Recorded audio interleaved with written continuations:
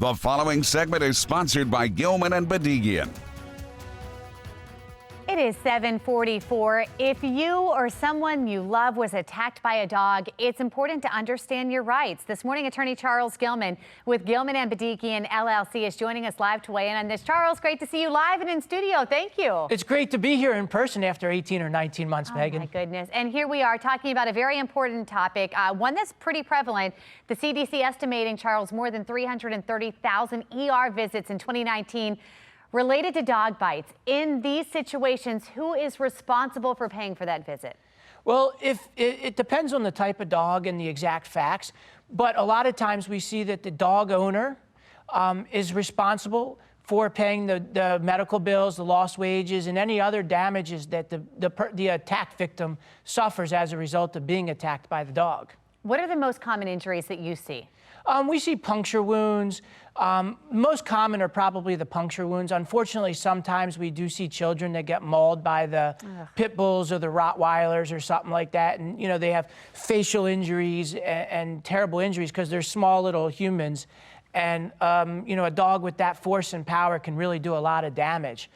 So it runs the gamut. But for adults, it's hopefully just a puncture wound. And unfortunately for the children, it can be a lot more. And Charles, you sent over a lot of information on some cases that you've seen and had, and not all of them involve bites, but still an attack.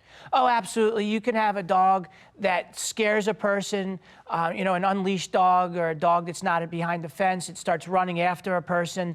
The person will fall, break their nose, break their elbows, do whatever. And the dog owner is also responsible if a person's injured in that kind of way or manner as well. So we're reminding people of their rights if they're attacked. If you have a dog, I've got two of them myself, what can we do to make sure that this doesn't happen? Well, you be responsible. If you have a dog that has a vicious propensity, make sure the dog is leashed. If you see small children come around your dog, you know, maybe advise the children or the parents that the dog is friendly or it isn't friendly. Right. And if the children aren't listening, it's your responsibility to take care of the dog and remove it from the situation. That's a great point right there. I was going to ask you, what if you have the dog on the leash, you've told the children or whoever's coming in on the dog, please don't, the dog's not friendly with that situation, and then the dog's attacks. Is the dog owner still liable?